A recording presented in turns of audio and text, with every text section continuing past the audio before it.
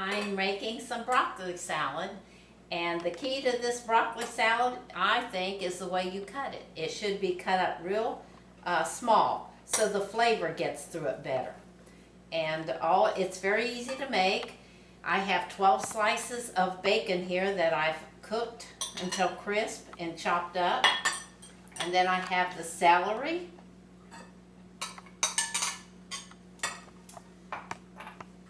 a little bit of onion,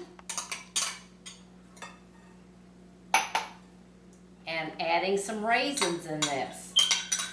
It's amazing the touch that the raisins add. I have a little bit of onion salt, a fourth a cup of sugar, tablespoon of vinegar. See how simple that is to mix up? And then all we need to add is some mayonnaise to have it stick together.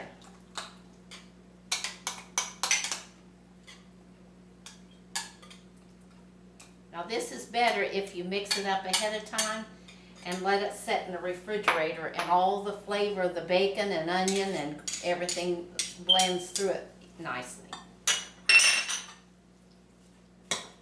See, these salads are very easy to mix up.